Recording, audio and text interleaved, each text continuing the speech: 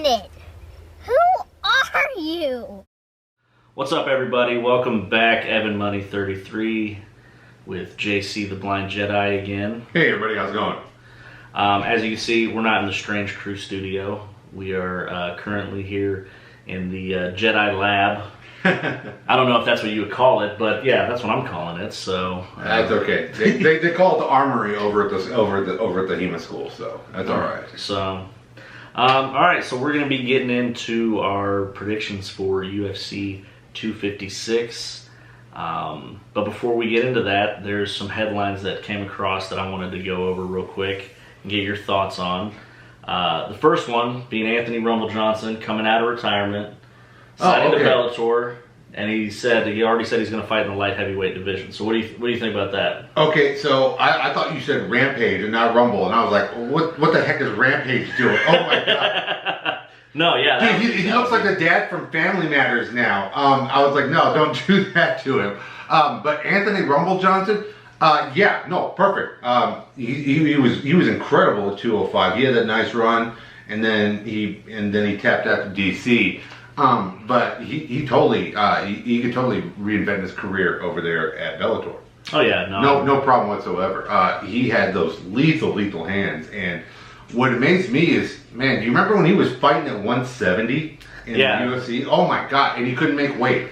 Yeah. And now he's at 205, and he did so much better. So. I mean, he could honestly be at heavyweight if he really wanted to. Yeah, he's got the body and the frame for it. I mean, literally, he just put on weight. It's,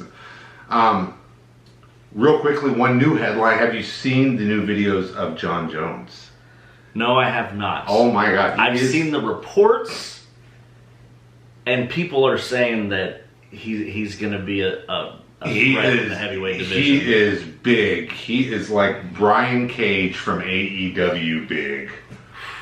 I am not lying. I saw the other day, and literally he just, boom, I mean, like this. It's amazing.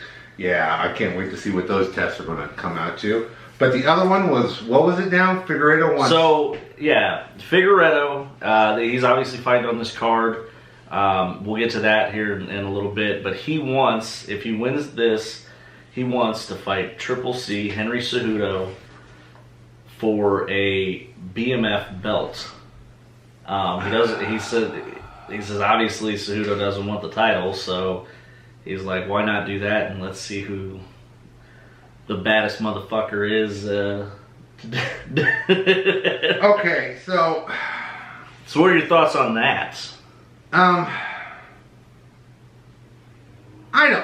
really don't have any interest in that fight. That would be a pay-per-view that we really wouldn't even. Oh man, we would just skip that whole argument altogether.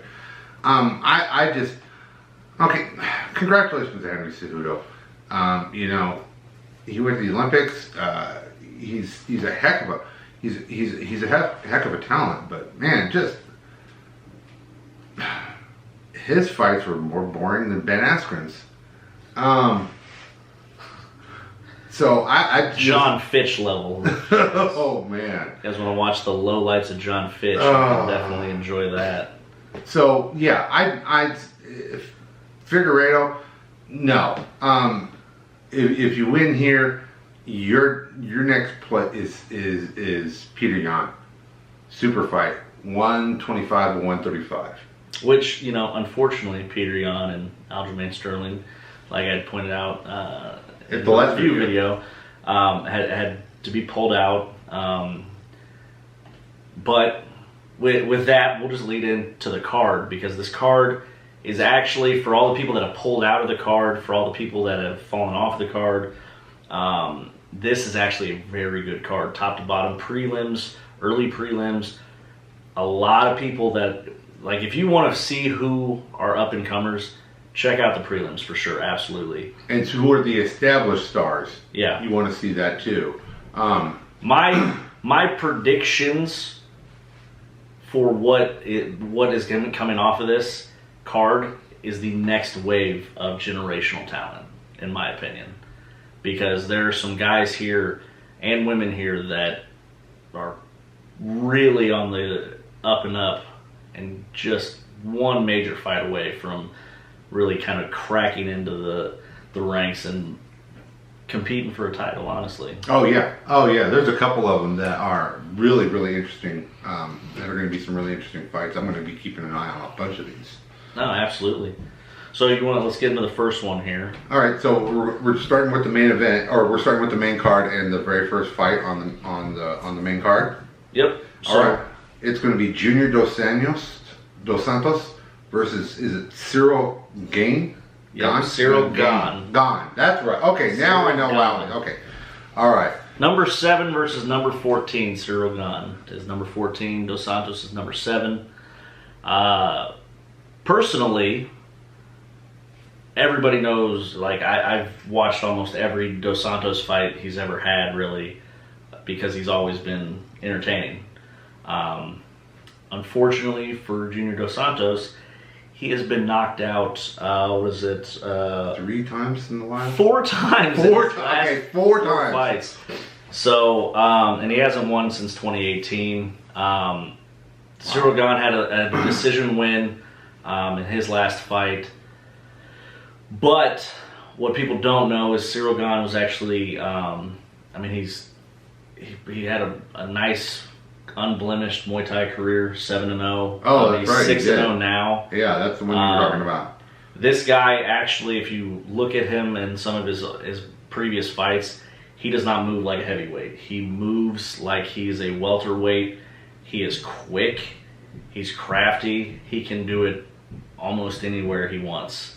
And to me, that I think is a huge game changer in the heavyweight division. Yes.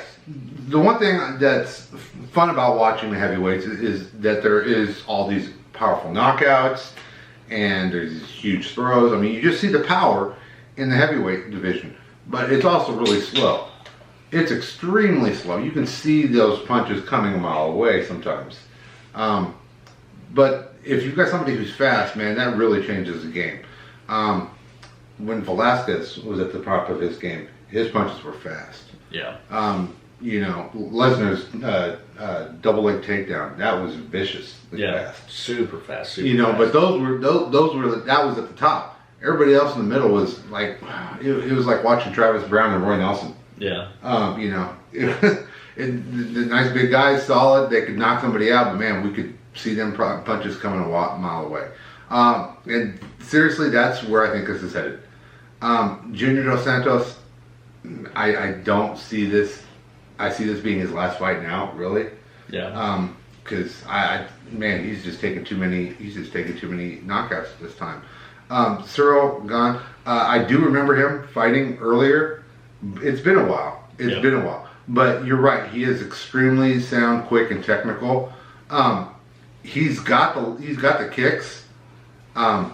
And his kicks look nice and they look like from a kickboxer. Junior Dos Santos kicks look like a boxer who was taught to kick. Yeah, no, absolutely. And so I really think that is going to be the difference. I don't think Junior's going to just turn around and bow down and get and put his chin out there and get knocked out. But I don't see him winning this one. I don't see him winning this one. Let's keep one thing very clear. The guys that Junior has lost to has been Francis Ngannou, Curtis Blades, Derek Lewis, and Rosenstruck as well. So they're not scrubs that he's getting knocked out by. No, but still. I'm also going with Gane in this. I see this as his kind of coming out party. It's a true test. So moving on, we're going into the middleweight division. We got the exciting Kevin Holland at number 15 versus Jacare Souza, who is unranked, but that should not be the case because Jacare has always been at the top of the middleweight division. He recently lost to Jan Blachowicz at 205. At 205. So and then now he's coming right back. Yeah, he went in. He tried to go up at 205, and he looked nice and big. Yeah, but he looked slow. Yeah, no, absolutely. He looked slow, and his age is showing. Yeah, his age is definitely showing. He's 40 now. So, yeah. With Jacare Souza, here's the thing, man. You don't want to count a Brazilian out. And I think Glover Teixeira was a prime example of this from a couple of weeks ago as well as earlier when he took out Anthony Lionheart-Smith. Yeah. Really, Kevin Holland is going to be an interesting fight, but it's going to go 3 rounds. Kevin's going to be talking the whole time, and then he's going to get his hand raised in probably what's going to be a majority decision. Yeah, no. So Kevin is actually on a 4-fight win streak, and his last win I actually saw live, and it was a beautiful submission. And then he proceeded to walk right over and talk shit to Israel Adesanya, and he said one of the best things that you could hear from a guy that's coming up through the ranks is, I will take down whoever I need to take down to get to that man. And that's perfect, you know. I think this right here is a good test. I think if Kevin wins, I think this just elevates him even higher throughout the ranks because of, you know, Jacare's kind of aura around him has always been, oh, I'm a contender. So I'm taking Kevin Holland in this. Jacare definitely should be the favorite to win, just due to experience, due to what he can do. But Jacare is kind of strayed away from the things that made him successful when he started his career, and now he kind of seems like he's out there like, oh, do I stand up or do I take you down? I don't know which one I want to do. So yeah, I think we're both going with Holland on that one. So. Yeah, I think I would want to switch and pick Souza just because I want to see Kevin Holland be humbled a little bit better than what it was before, but I don't think this is it. Yeah. You know, at 185, there's a couple other monsters he could take on. Absolutely, absolutely. I mean, you know, just. You know, he's got a couple more. He's got a couple more around the top 5 that could literally cause him some problems before he goes to Adesanya, because Adesanya's on that other level right now. So. Yeah, no, absolutely. All right, so we keep agreeing. Okay, so the next fight is going to be Mackenzie Dern versus Virna Jandiroba. First of all, okay, Mackenzie, the last fight I just watched where she got a win, she came in way overweight. And when I mean way overweight, is this a strawweight bout? Yeah. So you're supposed to be 115, 116 with a 1 pound. She came in at 123. Wow. And she looked it in the ring. So yeah. So here's my thinking on this one. I really, Virna Jandiroba, first of all, she's a solid Brazilian jiu-jitsu practitioner, and her ground game is solid. Mackenzie's a solid too, but it's just more American wrestling based. Yeah. And you can tell Virna's is traditional, put that big thick heavy gi on and then go from there. I really like Jandiroba in this one. I don't know if it's that weird eye that she has or what, but you know, because I got the same thing, but hey. I really think that she has got the better ground game. I think it's eventually going to go to the ground here. I think, honestly, I think Mackenzie may lose the striking and try to take it to the ground, and I think that's going to be her loss. I really think Jandiroba has got her number here. Both women are coming off a 2-fight win streak.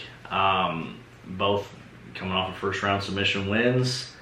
But yeah, you know, Dern coming in overweight, I think, plays a huge factor. We don't know what the weigh-ins are yet. So yeah, if she comes in overweight again, I'm going to have to give her the advantage Yeah, to because win the fight because they're both going to want to take it to the ground. But if somebody's spent from a weight cut. Aside from that, you know, I still got to go with Jandiroba because, yeah, she's in every facet of MMA, she beats Dern in my opinion. And I feel like Dern is almost kind of, you know, hopefully she's not, but she kind of feels like she's going to be relying on, like, well, maybe they'll just let it slide. But it's going to be determined on the weight cut, I feel like. I really think it's going to be determined on the weight cut. Dern's strategy here should be the Randy Couture. It should be the slow, push him up against the fence, and grind her along the fence. That should be Mackenzie's whole game plan. She should just... what was that boring fight we saw? The Jorge Masvidal and the welterweight champion. Kamaru Usman. Man, Usman just slowed him down the whole time. And that's really what she's going to do here too. If not, Virna's got her.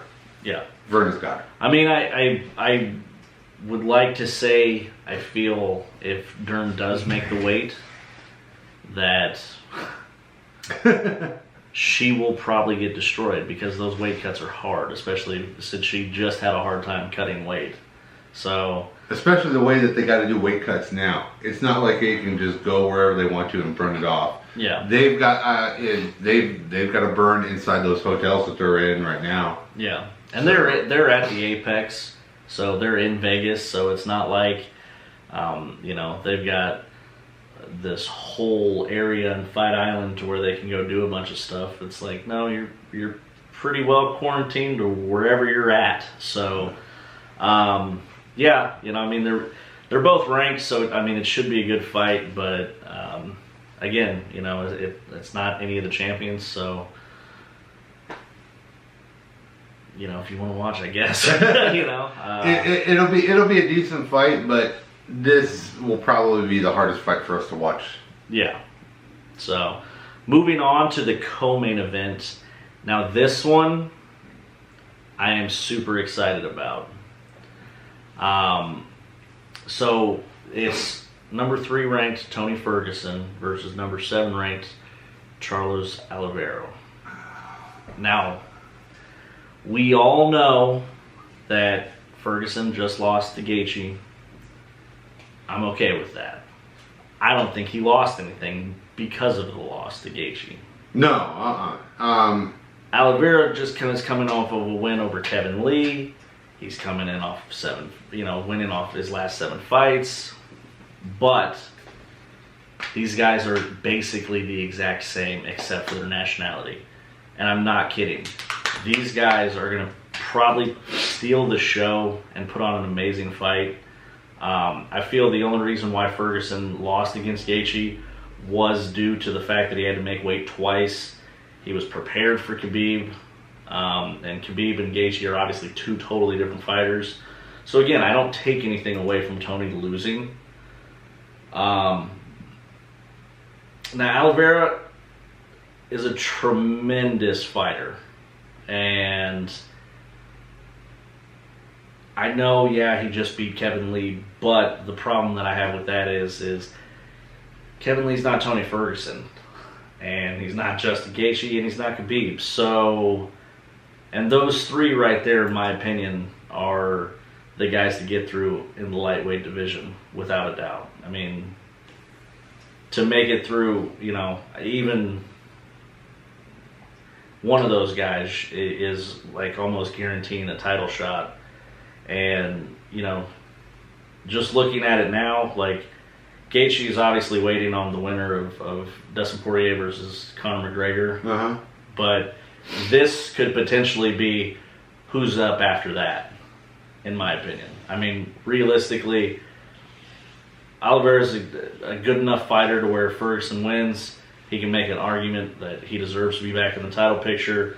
And Oliveira could easily make the same argument, like, hey, I just beat Tony Ferguson. So I'm going with Tony Ferguson. He's always been one of my favorite fighters, and I think after the nice long layoff that he's had to recoup, kind of get his mind right again, I'm excited to see what he brings. And so yeah, I'm going Ferguson on this one. Okay, so here's our first break, because I'm going to take Oliveira. And nothing against Ferguson. He was a warrior in that fight versus Gaethje. That was the first night that we had sports back in the U.S. After the lockdowns from the pandemic, and that was a fight to behold. Not to mention, if you remember the end of the second, Tony had that nice uppercut knockdown on Gaethje. Yeah. I mean, he literally just sat on his butt with his knees buckled together, and made it back to the stool and composed himself and still made it. I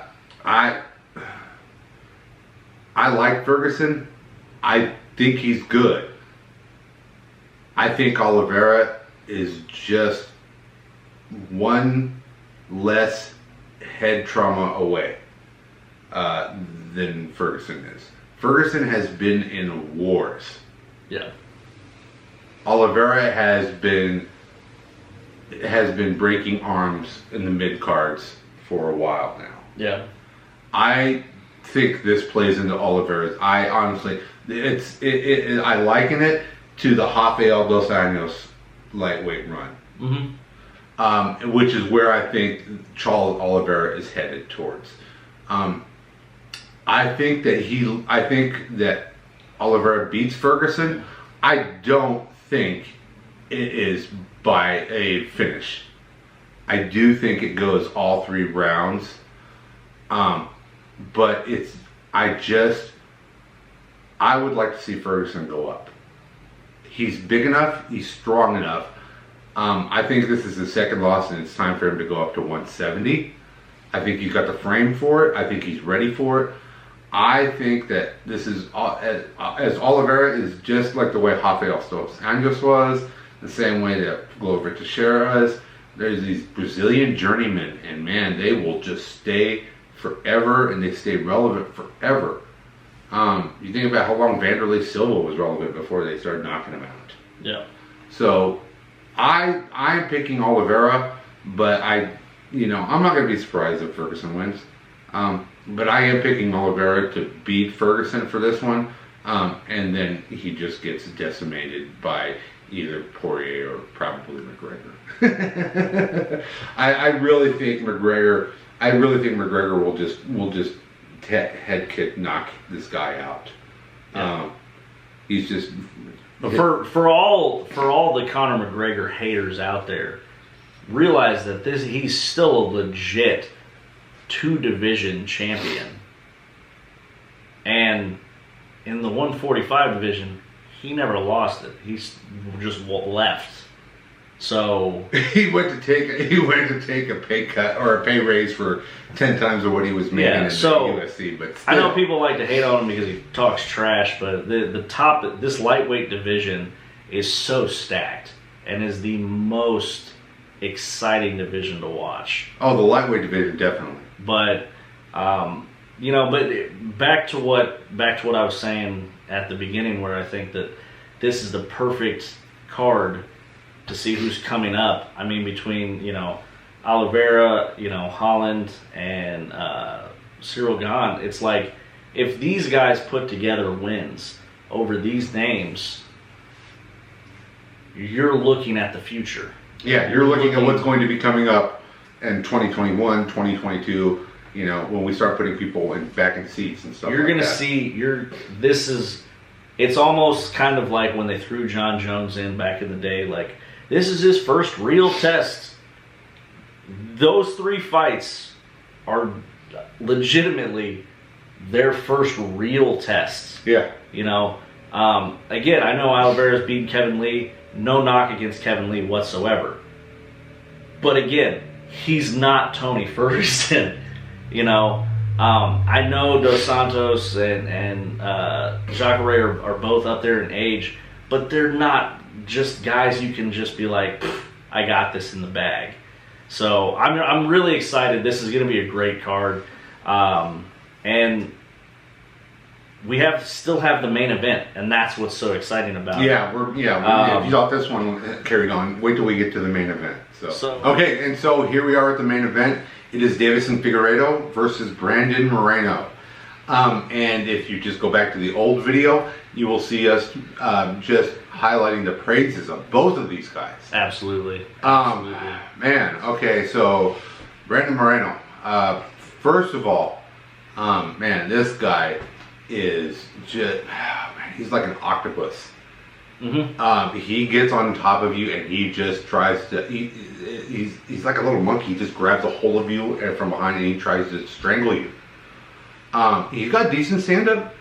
And he's a long, lanky 125er. He knows how to use those limbs like the Diaz brothers.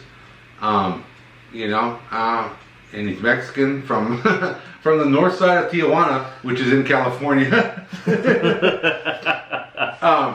But that doesn't make any difference. What makes a difference is he is awesome. And he's not afraid. He's not afraid either. No, he'll go in there, guns blazing. He's not afraid to go toe to toe. That's the big thing about Moreno in this fight is that you can't say that he's not tested because he has been tested, but he is definitely.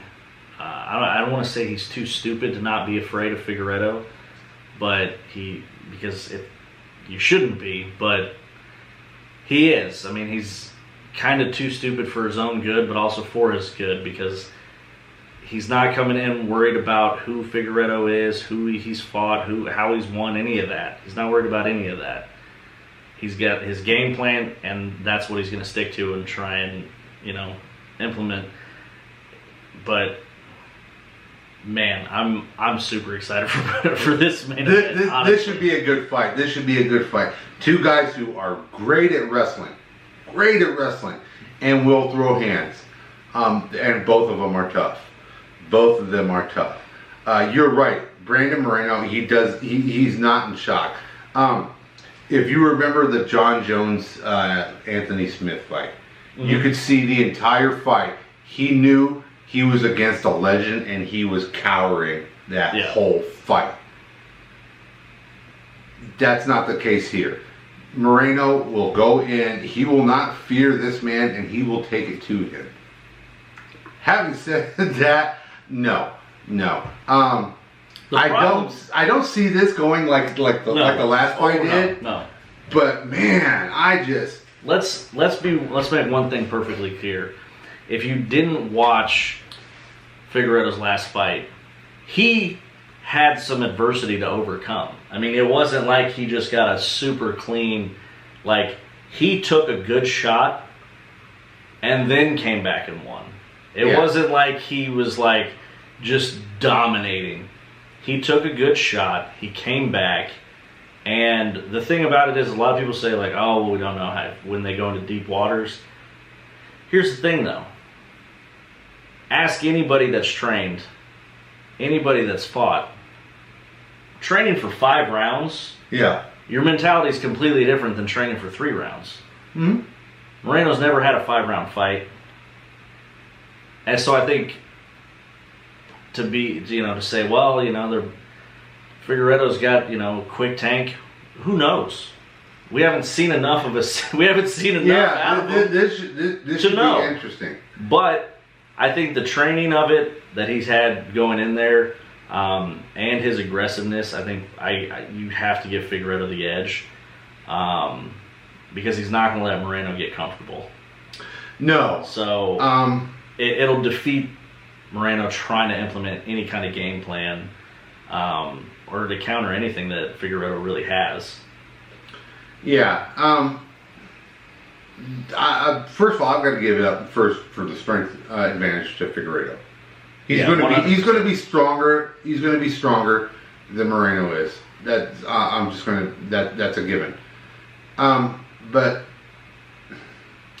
I just see Figueiredo's stand-up being a little bit more dominant and stunning Moreno. I'm not saying that Moreno goes down or loses or anything like that. But what I am saying is that he will feel the effects of Figueiredo hitting him faster and longer, and it's going to drag on in the fight.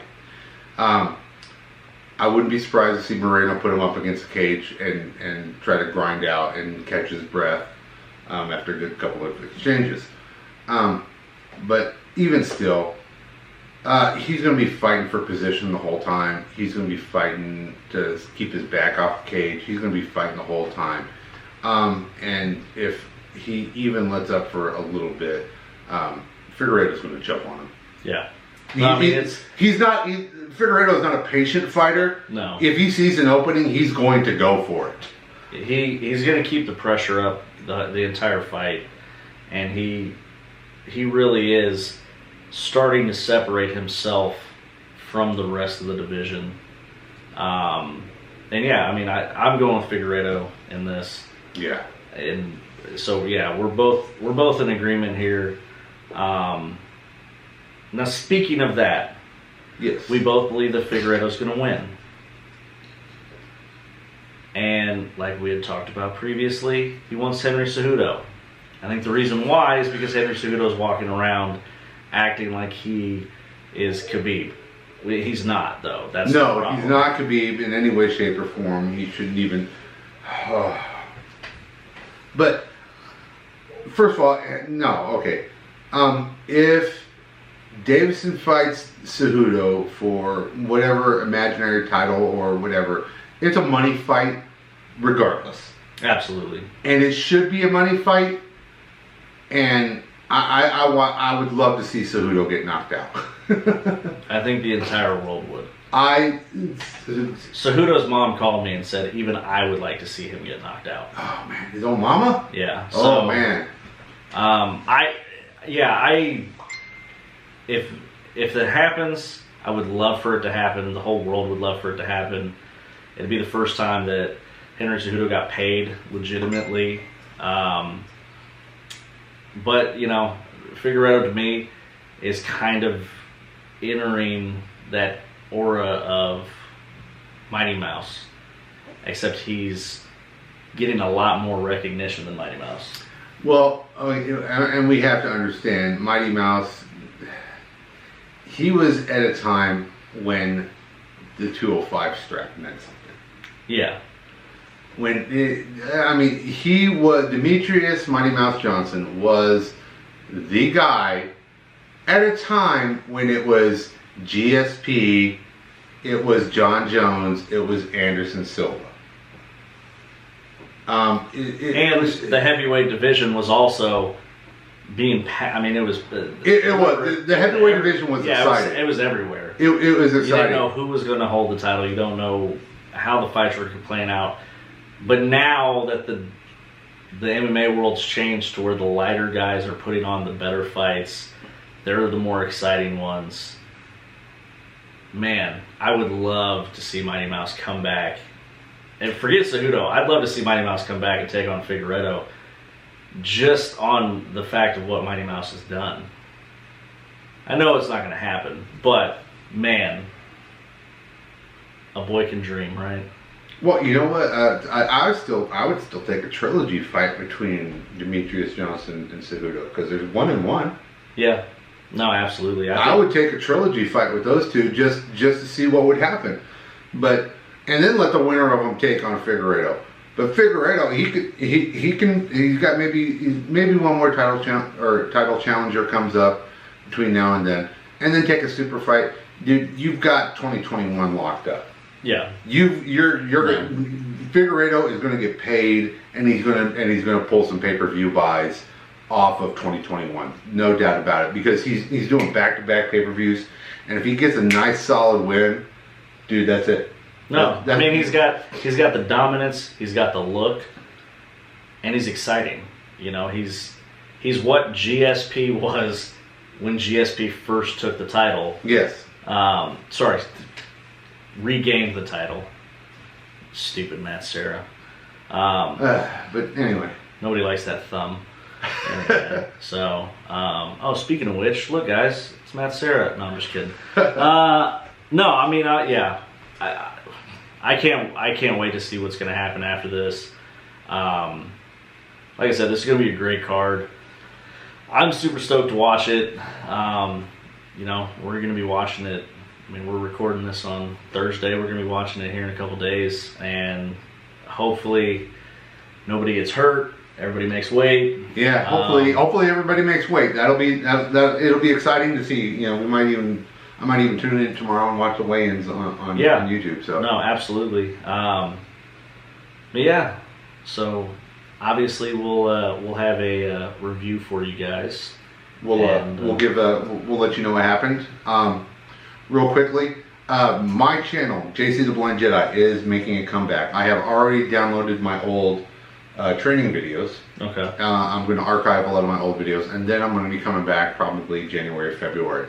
I'm looking at getting a new digital camera and a tripod like you have your setup. So so I'll be coming back here soon. But the channel is up, and it's got the instructional videos for doing all the spinning tricks that you showed in the last video. Sweet. Okay. Alrighty. So we appreciate you guys hanging out with us for a little bit, and again, as you can see, I'm wearing my merch. You know, hit me up in the DMs if you're interested in getting a hat. We'll be getting some t-shirts and some hoodies available here pretty soon. So absolutely, we appreciate it, and we'll see you guys very soon. All right, man. So, thanks. Take care. Peace.